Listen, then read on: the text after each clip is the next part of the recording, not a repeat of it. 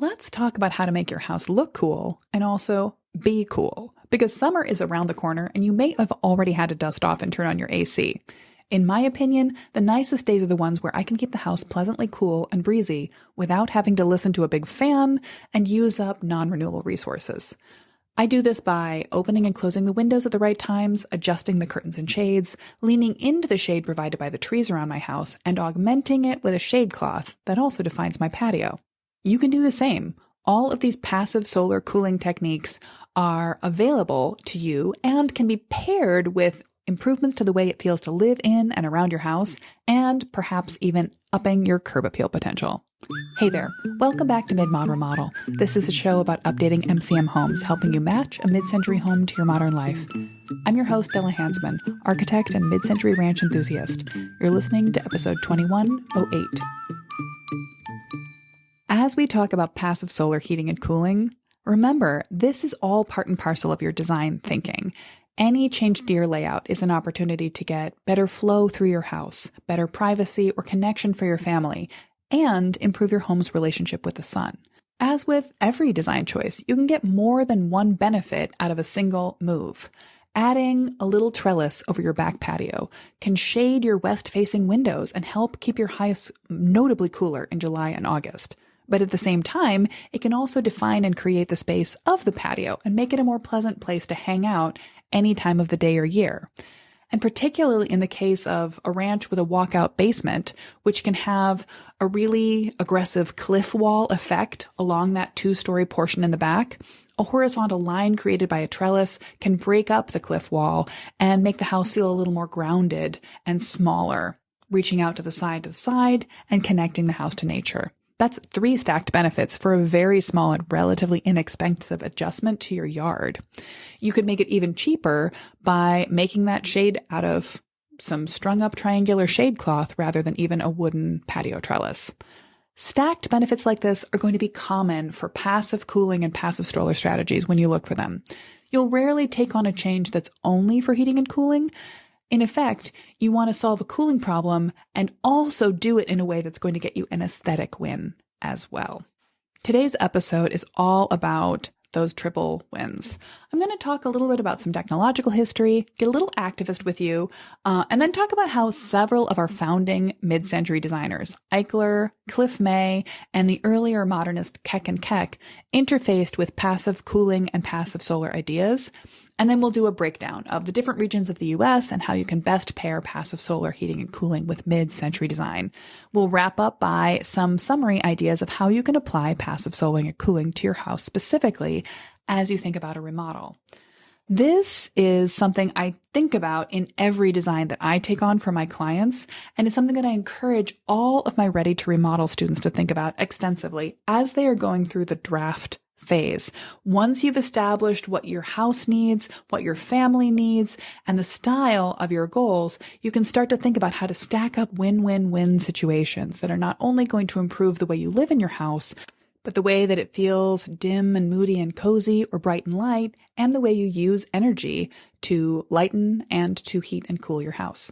One of the things I always do for myself and always guide my students through inside of Ready to Remodel is to diagram your house on a number of different levels, not just thinking about the way you use a space, what a room is for watching TV, for hanging out, but think about the way that heat and light move through the house through the day.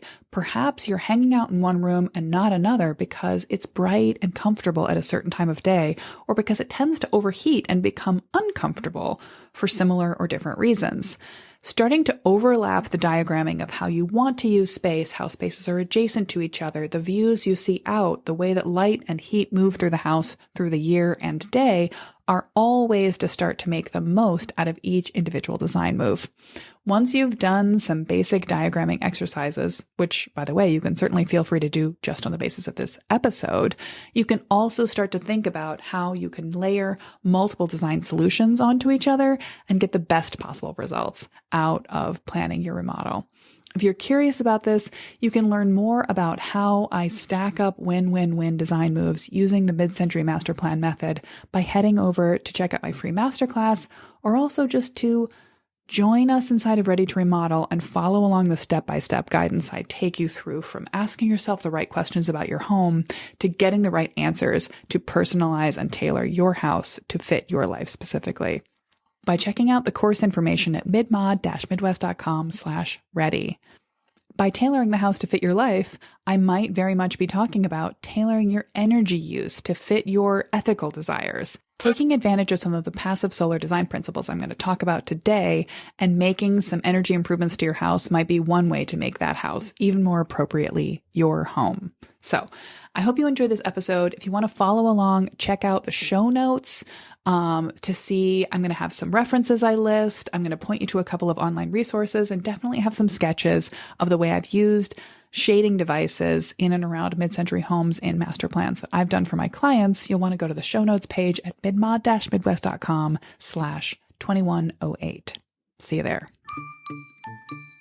So let's begin with some history. As always, the past is prologue. And the history of passive solar design has been around since forever. This is a place where I'm going to talk a little bit about vernacular architecture. And as I reflect on it, I don't think I use the term vernacular very much in the Mid-Mod Remodel podcast context, which is silly because I think about vernacular architecture all the time. It's a huge part of my self-created design background and my interests, although the term itself is actually pretty snotty. It's the kind of thing that's used by people who consider themselves to be an expert when they refer to the good idea of people they don't consider to be expert as very surprising, and then they steal them. If you look it up, you'll find a definition of vernacular architecture, something like a style designed based on local needs, availability of construction materials, and reflecting local traditions. Not using formally schooled architects for design, but relying on the skills and tradition of local builders. This is, it's a very snotty way to say common sense building, the way people have built without having reference to design schools or official contractors to do the planning and labor for them. And as mentioned in that definition, different from place to place, but really it just means common sense choices that respond to environmental conditions of the people wherever they are. So to respond to the conditions of your environment absolutely means you're responding to the way the sun moves through your space, the way heat and cool cycles happen, and trying to use the power of the sun to warm up your house when you want it warmer and keep it cool when you want it cooler. If this has been around since the earliest human development, why isn't it embedded in all of our design today? What happened? If literally everybody used to know better, why don't we design our houses with passive solar and passive cooling now? Well, might you ask, this is just one more way in which industrialization, capitalism, and Western society in generally has detached us from some of the practical solutions that have been common sense for people of the past. As people have gathered together into larger groupings, looked after by larger and larger civic organizations, we've often moved away from things like everyone getting to site their house in a place that makes sense for wind speed and direction and sun, and instead we start drawing lines on maps and arranging streets in grids. That, by the way, not part of today's conversation, but the original concept of an urban plan being a grid goes back to the Romans, who liked the idea that a military or police force could stand on a corner and see a long way in multiple directions and run straight to a problem if it came up. Eventually, as time went on, we just got out of the habit of planning for the experience of an individual building and always planned a development out on a map first. Dropping in a grid and directions seems useful, but sometimes they're not even north, south, east, west, organizing our streets to be more accessible by car, or sometimes to be less accessible as through streets by car, and then dropping the houses along a street one after another with a door facing east, west, north, or any direction whatsoever. The other reason we lost sight of those highly efficient passive solar design principles that have been used in buildings since the dawn of time is that once we had more non-renewable energy available, we started to just throw energy at the problem. And this probably really kicked into high gear with the ability to burn coal for heat. These days in America, we're probably using natural gas or possibly even electricity. But where is that electricity coming from? From power plants that might be nuclear, or they might be coal, or they might be hydropower, whatever that source is. We're not thinking about sort of harvesting heat and cool from the local environment. We're thinking about just throwing energy out to the problem. I recently had a lovely chat with Adrienne Kinney of Mid-Mod, Colorado, and that's going to be on the podcast one of these weeks coming up soon. We will be talking about how this change from taking advantage of site principles and the passive solar and heat potential and cooling potential and went into using energy has really affected the Denver area, which when it was originally built out in the mid-century era, used a lot of passive cooling strategies around houses. But those have been abandoned for two reasons. And one is that the climate has changed, climate change. And yes, burning coal has contributed to that, meaning the winters are colder and the summers are hotter. And it's just not possible to achieve human comfort with the old strategy of having good air venting. So you could just flood the house with cool air at night and then button it up to keep relatively cool during the day. But the other reason is that we have gotten used to throwing energy at the problem in another way. We have now become more inured to the process of residential air conditioning. This really goes hand in hand with not just Denver, but how the West was settled in the late mid-century era and beyond. Places that were too hot to live in bulk during the summer, even back then, become accessible when we throw more power at the problem and run the air conditioning all summer long. And this is why you see the population of a place like Phoenix boom from a little over 200,000 people in 1950 to 4.8 million today. The population of all of Arizona grew from less than 200,000 in 1900 to less than 750,000 in 1950, but then almost doubled in a decade, and now it's 10 times that much, over 7 million. The U.S. population as a whole, by the way, has only doubled, a little more than doubled since 1950. So why is everyone just relocating to areas that are literal deserts, literally running out of water, as you keep reading articles about? Because it's warm in the winter, which is pleasant, and in the summer, there's air conditioning. So we start to build houses that are even less considerate of their local environmental conditions when we have the ability to throw more power at the problem. And while insulation standards have improved a bit since the mid-century era, improved significantly really, we also just don't plan our houses to be completely heatable or coolable by anything other than energy. Now, there have been moments in history since the mid-century when we have paid more attention to passive solar design and passive solar cooling. And those moments have a one-to-one correspondence with higher energy prices. In the 1970s, we had the oil crisis. Jimmy Carter put solar panels on the roof of the White House. My dad built a solar greenhouse on the back of his first home, a tricky old four-square in the Camp Randall neighborhood of Madison, Wisconsin. And there's a moment of enthusiastic young architects all over the country exploring earth-sheltered design, passive solar and passive design, houses built out of tires. There's a big influx of people, both, let's say, vernacular, people out of the design realm and people inside of design schools getting excited about alternatives to throwing energy at the problem. But as oil prices came back down again, crisis averted, suppressed, what have you, America gets just right back on her bullshit. And we get ever burgeoning house sizes going from the 70s straight on through. No attention paid to site design or passive solar or passive cooling at all. Just running the HVAC system that's heating, ventilating, and air conditioning at all times of the day to create the human comfort that we want. Now, there is a little bit of fun that we can have by reaching back before that time to mid-century history. There's a bit of a crossover between mid-century era and passive solar design.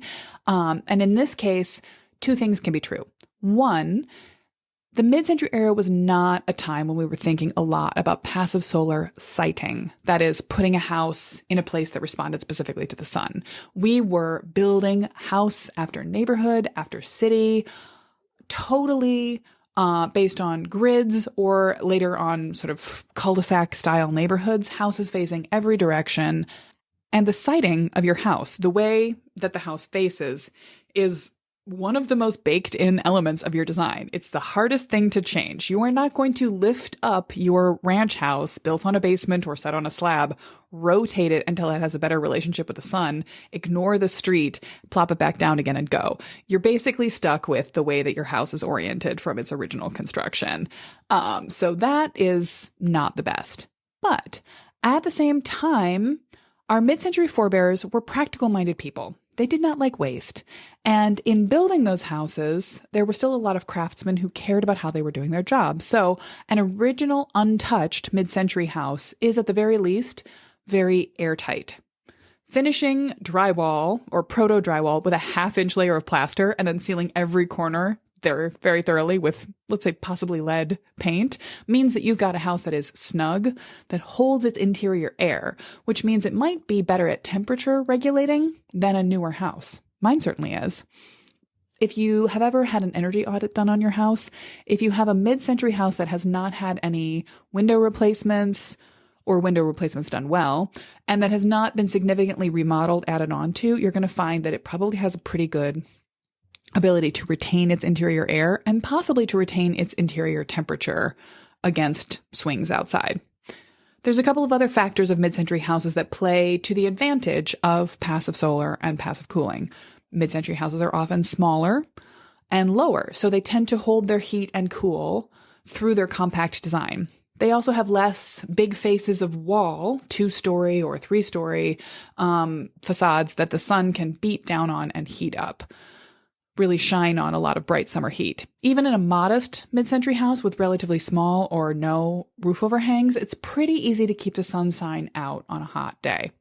And to our benefit today, even though most mid-century houses were dropped down into a blank, empty field in the 1950s and 60s when they were built, today they're often shaded with mature street trees, which is a huge boon in terms of local cooling effects. So we're not starting from zero. We are so much better off than someone standing on the curb of their 90s McMansion trying to figure out how to make that more energy efficient. We also may benefit from the influence of certain designers from the mid-century era who were already interested in passive solar and passive cooling. So the ideas of passive solar design had been picking up steam in Europe for a while in the early modern era. And here in the US, probably the designer most famously associated with passive solar is Keck and Keck.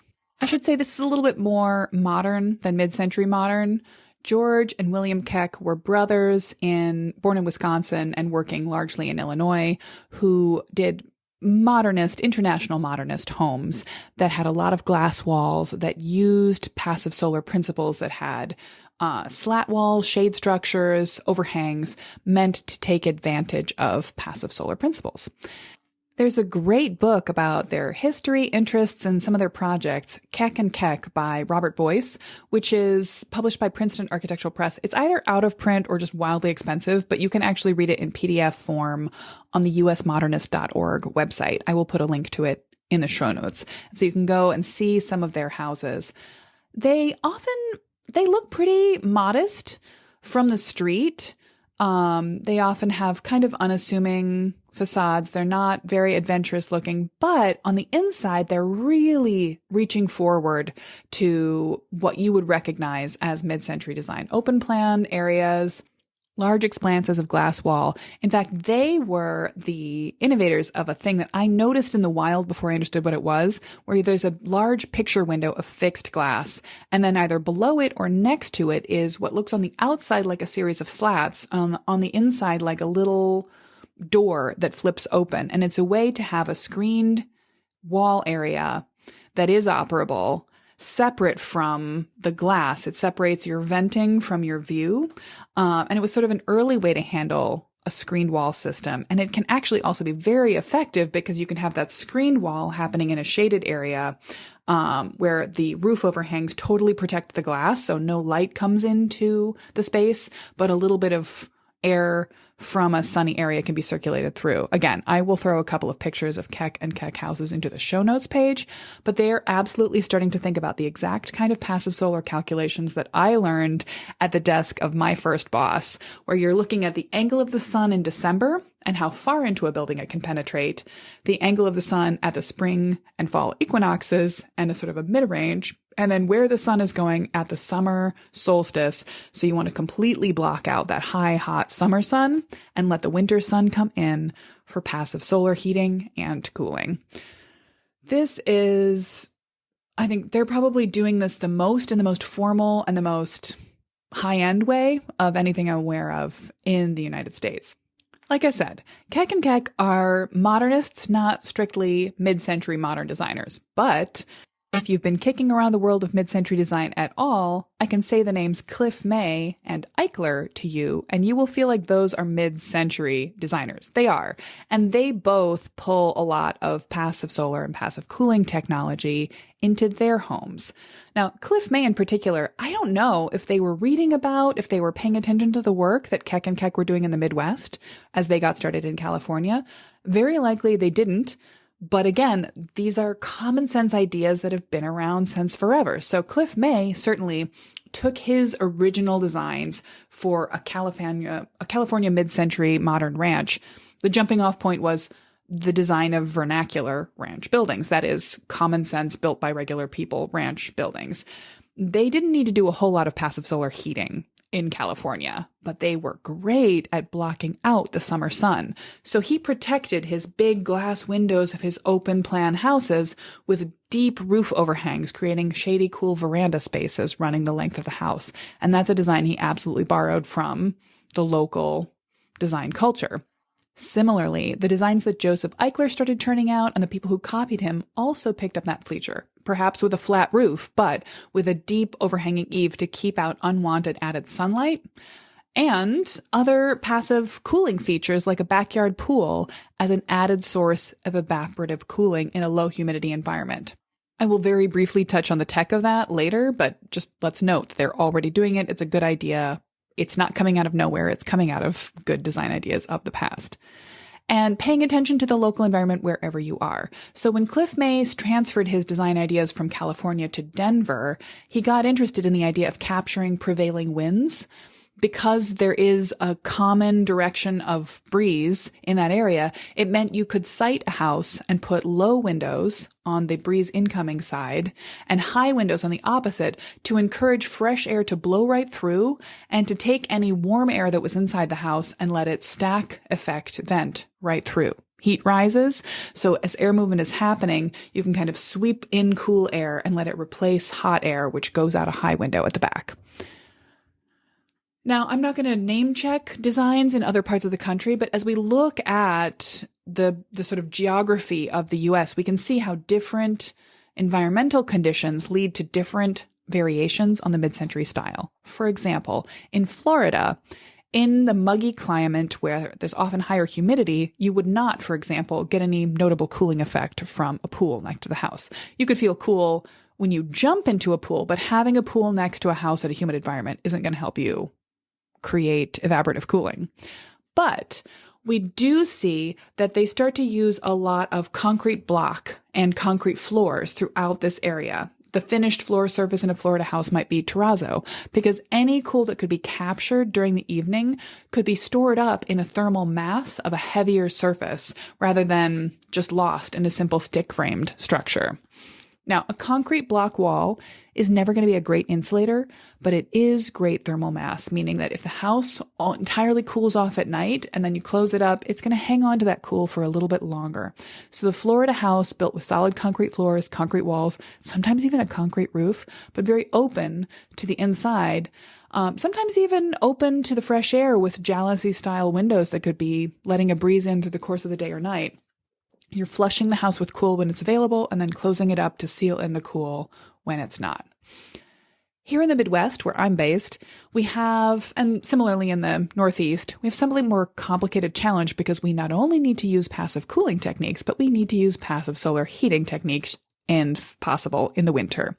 And this is the true magic of passive solar design if we're doing it right. we can lean into the calculation that ties to the natural movement of the sun throughout the year. The movement of us around the sun, to be clear, but due to the way that we are standing from our vantage point, it's the way the sun is moving around us. So from a person standing on the ground in the Midwest, it seems that the sun makes a higher path through the sky in the summer and a lower one in the winter, topping out at the summer solstice with the highest pass and at the winter solstice with the lowest one.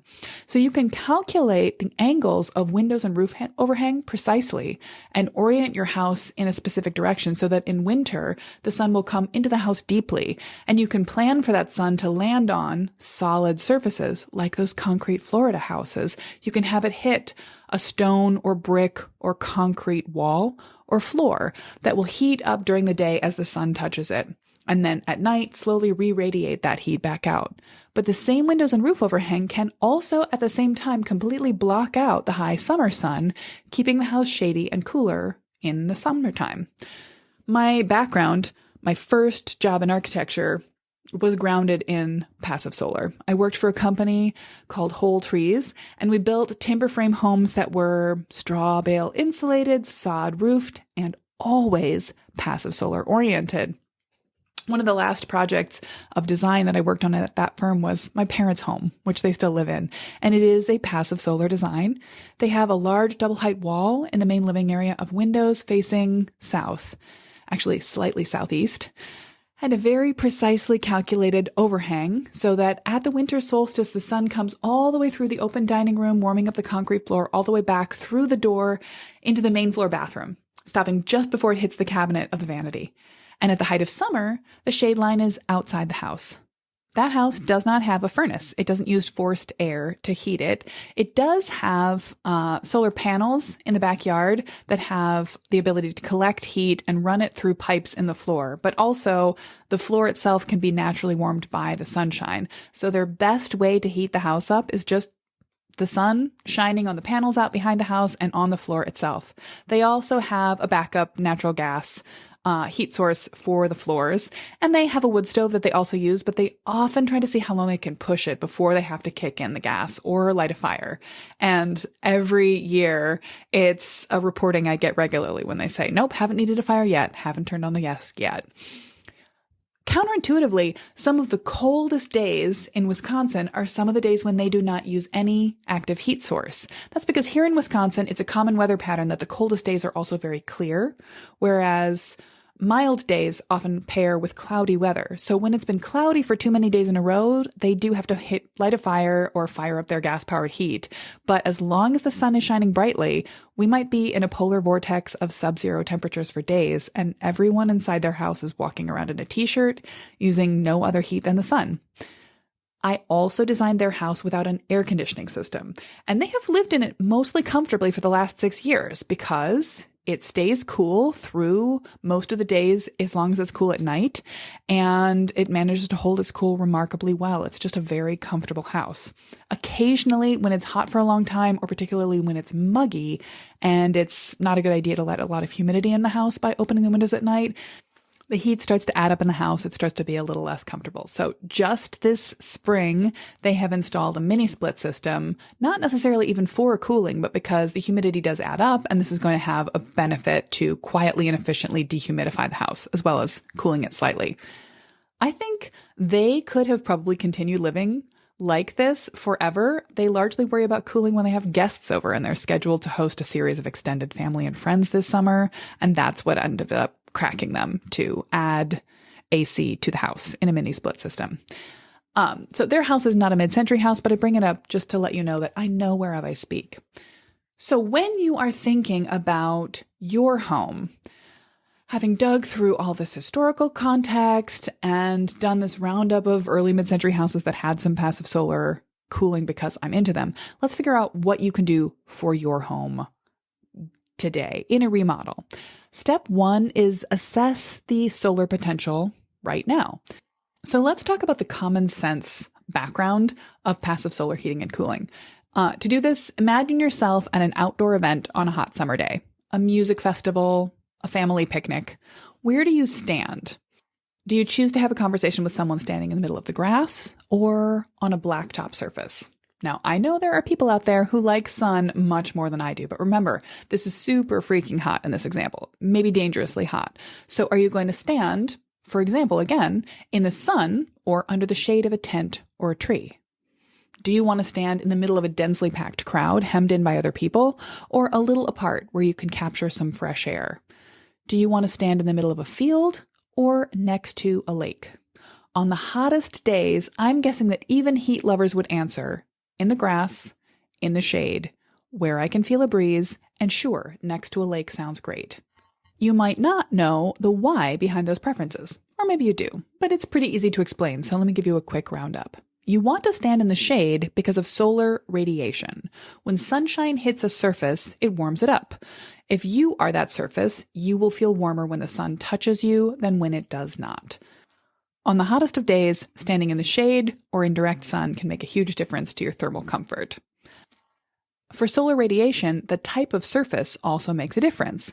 Some surfaces deflect sunlight. They bounce it right back off, like a light-colored tent canopy. But others absorb that heat and store it, sometimes radiating it back. A blacktop parking lot, for example, will gather heat until it is painfully hot to touch, and then it will also radiate that heat back out into its environment, making you feel warm even if you only stand right next to it without touching it. The grass or tree you could stand underneath is also absorbing that sun energy, but instead of storing it and radiating it like the blacktop, it's converting it into energy through photosynthesis to grow more plant. This is an absolute win-win scenario in terms of passive solar. It's keeping the heat off of you. It's also making more shade for the future out of solar energy. This is why you'd rather stand in shady grass than on sunny blacktop. To step away from our summer picnic example, that effect of heat baking into absorbent dark surfaces and then radiating back can be really magnified the more of those surfaces are concentrated together. This, in an urban context, is known as a heat island effect, when the aggregate of all of the square footage of a city made up of paved road and dark rooftops, each of those surfaces contributes to the heat. And the result is summer temperatures that are 2 to 5 degrees warmer in the day and sometimes 20 degrees warmer at night, when you could be cooling off your living spaces with open windows, hypothetically, than adjacent nearby spaces that don't have the same concentration of dark absorbent surfaces. Remember, I said we are very lucky in most mid-century neighborhoods to have the benefit of well-grown neighborhood and street trees. Anytime your concrete or asphalt or blacktop street is shaded by trees, anytime the sun is not touching it, we're doing better on that heat island effect than if we're in a space where all of the streets are exposed to the sun all of the time. Having fewer paved areas, using permeable or more reflective surfaces for our paved areas, planting and supporting more trees to shade the paved areas and rooftops, and using lighter colored reflective materials on rooftops and pavement, and adding in green rooftop systems are all methods that city environments try to use to mitigate a heat island effect. As an individual homeowner, you can't affect all of the surrounding area around you, but you can make your tiny island as green, as shaded, as unblacktopped, as unhard absorbent surface as possible for the best results. Okay, let's come back to our summer picnic analogy. Now we know why we want to stand in the shade of a tree on lawn instead of in the middle of a blacktop surface with no tent. We also might want to stand away from other people and, if ideally possible, near a lake, because both of those things are going to allow a wind to move past us and hopefully for moisture to be evaporated.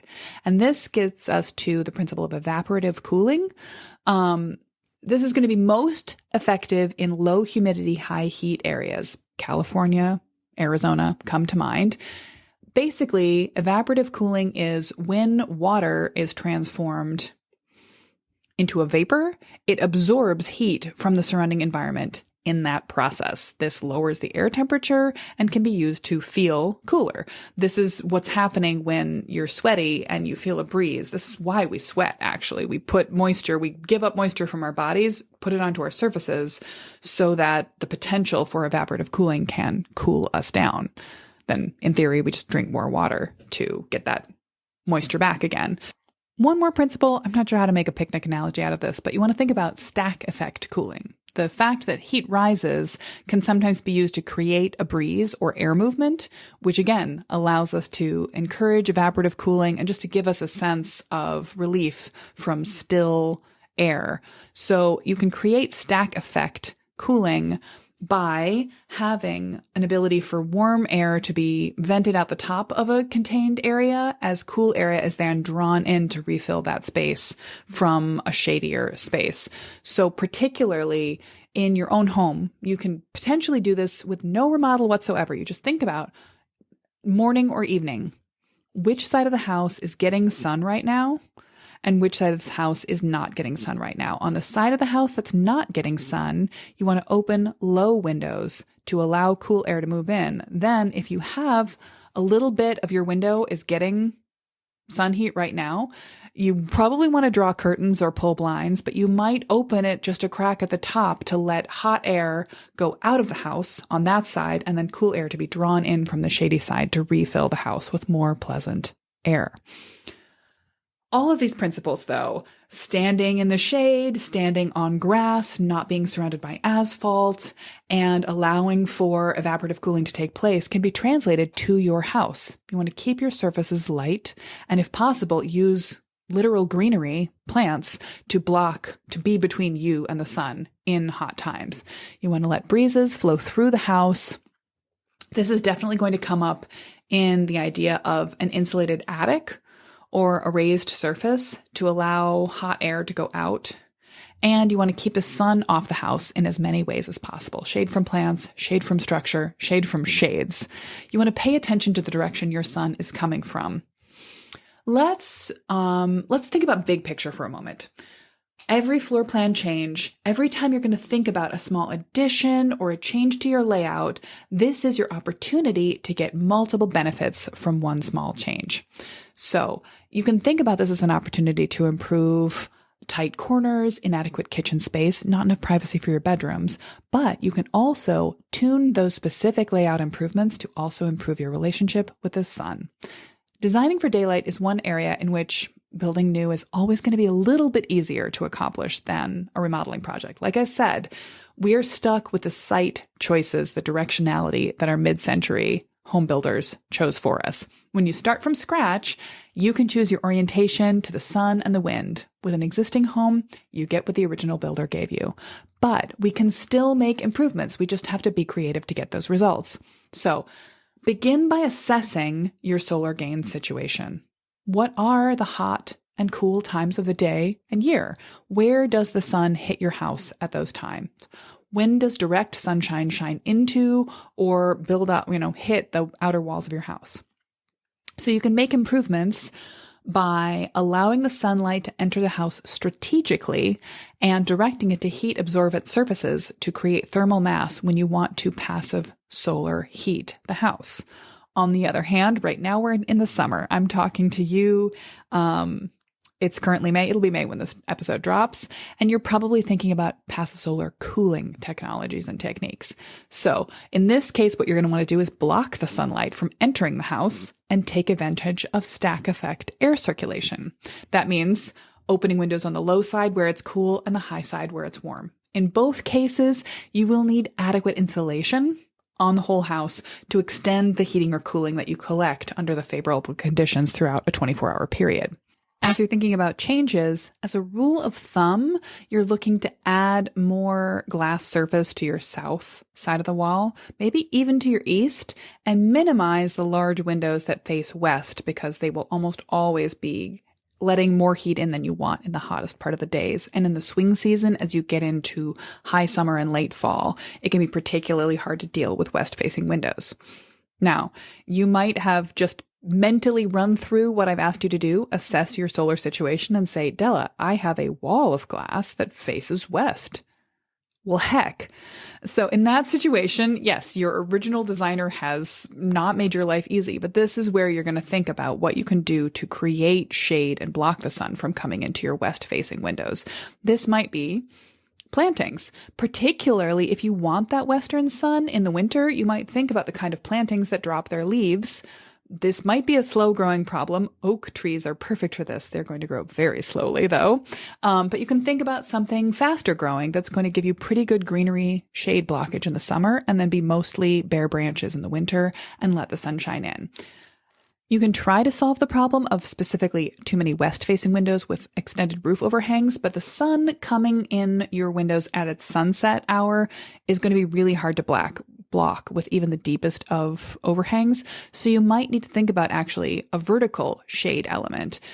Curtains, perhaps, but also maybe a shade cloth that you string across a wall of the back of your patio between several elements so that you can literally block out that horizontal angled sun that's getting into your house. Any other surface that it touches before it gets into your house is going to be less adding heat to the house than once it's come through the glass and touched a surface inside your house. Let's think about general principles and best practices for designing with daylight.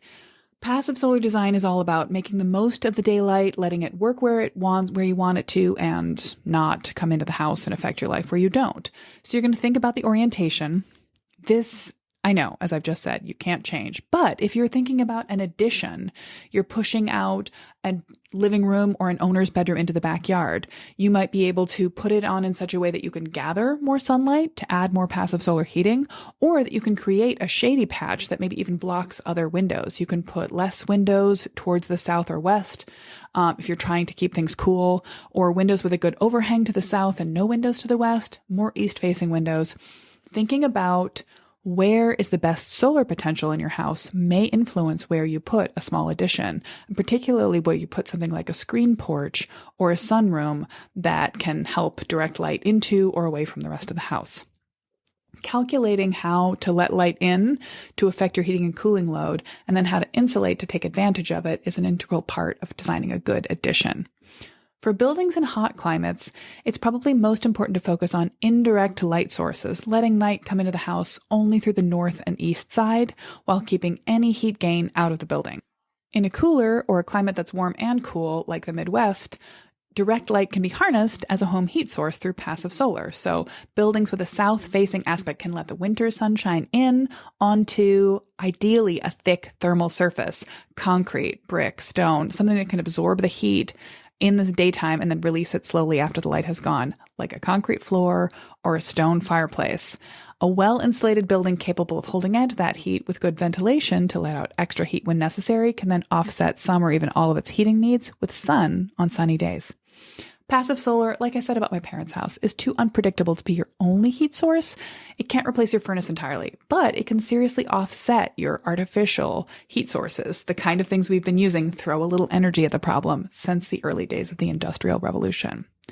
You do want to pay attention to, when you're thinking about your house, where is the light coming from and where would you like the light to be coming from? North light is best used for art, for bringing in indirect light. It has no harsh glare. It doesn't create shadows. It just brings in daylight to the house.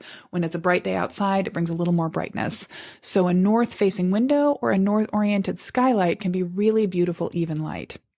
East-facing windows gather morning light, sunrises, even moonrises, and they can be great for warming up a house even after a cool night, but they never threaten you with overheating in the summer. South-facing windows can run the risk of overheating and glare. They can also create harsh shadows and fade out your furniture, but it's relatively easy to control them with well-calculated shade devices like roof overhangs, awnings, or trellises. West light is the most unruly. It can be beautiful, low slanting sunset light, particularly in the late summer, but it can also add unpleasant glare and a lot of heat. So this is the most important light to control, with shade from trees, adjacent structures, or even at a last resort, curtains. This, what I mentioned before, controlling light with trees, is my best recommendation. Planting trees right away or taking advantage of existing trees is one of the best passive solar techniques because deciduous trees can block out the summer sun heat and let in the winter heat, when you want it and when you don't want it, or when you don't want it and when you want it. When all else fails, though, you can turn to window treatments. You can just use shades inside your glass, even if you can't keep the sun from hitting the outside of the glass. But I would also say, consider roof overhangs. If you're going with a vintage twee house, you'll see on a lot of homes which are lined up along a street facing west, the front and side windows will have those big, deep metal awnings that reach out. They look like just a cutesy old-fashioned thing, but what they're doing is they're preventing a whole lot of heat gain from west-facing light. Sometimes south, but mostly you'll see those on west-facing windows. You can also take advantage of stack ventilation by making a pathway for hot air to escape at the top of your house. This might be something you go around and do manually, or it might be you install a couple of Velux brand skylights that are meant to open when your house hits a certain temperature and just let hot air rise and go right out, which will then draw in cool air from lower windows and create a breeze, even in still climates outside. Anytime you're not dealing with humidity, creating natural breezes within your house is a brilliant idea and a best way to cool. There are a number of ways to keep air moving throughout your house without running your air conditioning unit. For one thing, you might have a setting on your HVAC system that just vents the house, that just has a fan running that circulates the air inside of the house. If you live in a Midwestern environment and you have a basement under your house, you might find that the basement is always a little cooler than the upstairs. That's because it's in contact with the natural cool of the ground. The temperature of the soil in most places, if you get down low enough, is about 55 degrees. So the temperature at the bottom of your basement is also about 55 degrees. And you can borrow that heat and circulate it through the house without running your air conditioning unit while just running the whole house fan. You can also use a whole house fan, marketed and installed separately from your HVAC system. You can also use ceiling fans. The larger and slower, the better, to gently circulate the air in the house. This, by the way, the stack effect cooling is also a key feature of removing heat from the environment of your house with a vented attic. Now, if you live in a flat roof house, I'll talk to you in a moment, but if you live in a branch house with a triangular gable attic, it should be designed to help you keep the house cooler in the summer, even if it has a dark asphalt tile, and asphalt shingle roof. What should be happening is that air should be drawn up from the vents at the soffits and then be released either at the ends through two end gable vents and or up along the ridge through a ridge vent. And it should just naturally be circulating. As heat in the attic builds up, it should be going up and out through the top vent and being drawn back in through the lower vents.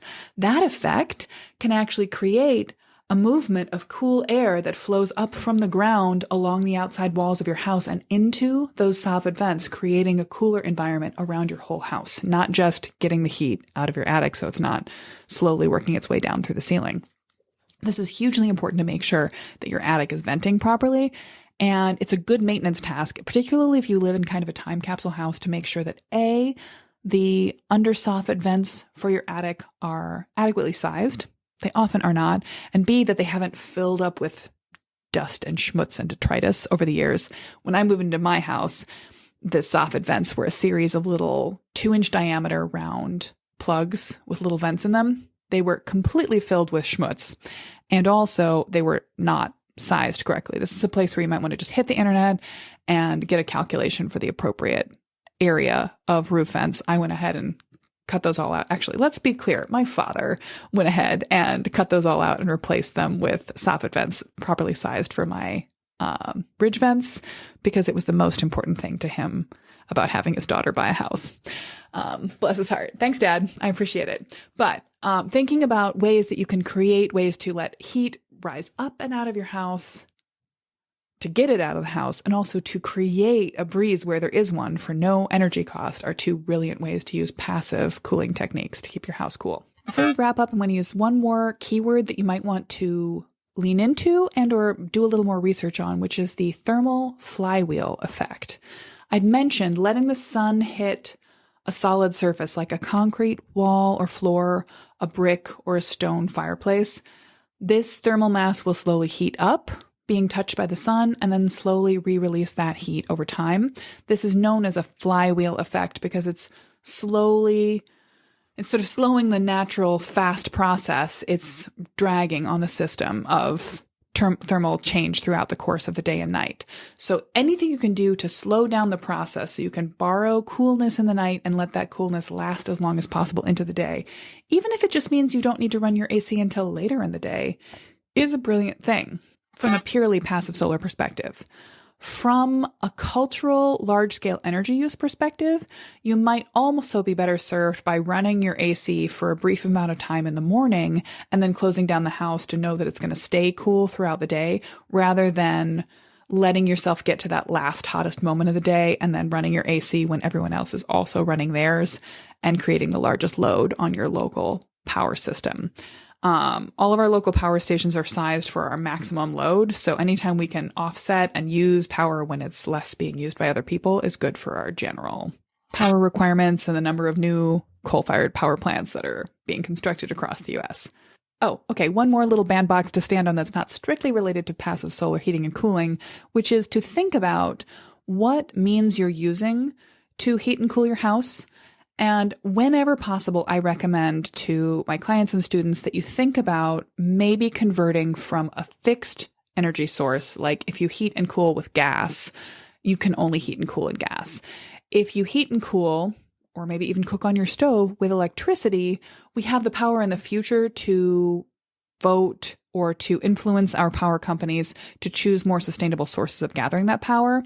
So it might allow us to do your heating and cooling with solar or with wind or with hydro in the future if you've already got a system set up to use electric power to heat and cool your house, in addition to the passive solar heating and cooling techniques that we've just been talking about.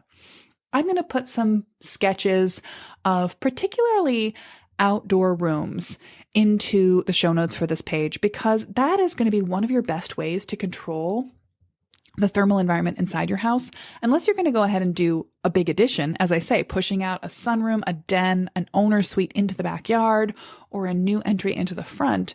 You're probably most easily going to be able to change the way the sun doesn't get into your house by a shade cloth, a trellis, plantings, something happening in an outdoor room. So I'm going to have some examples of pretty shade structures that not only shade the house and keep sun out in the winter, but in the summer, but also create pleasant spaces to be in outside that define a private zone, a place to be at rest, and that can even improve the aesthetic potential of your house. That is a 3-for-1 win. That is exactly the kind of thing we're looking for when we plan a remodel for a mid-century house. To see a few of those sketched examples, pop over to the show notes page at midmod-midwest.com/2108.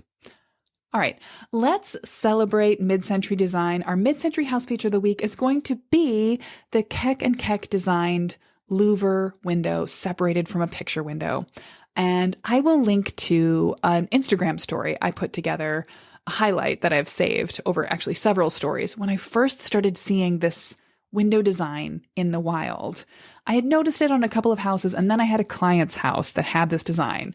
In each bedroom, there was a fixed glass, relatively tall vertical window, and then underneath it, a little panel with a little wooden hatch that could flip down and open into the room. And beyond it was a bit of screen and louver vents going right to the outside of the house. Such an interesting way to do a screened window that didn't have screen covering the glass all year round. You could get all the fresh air you wanted.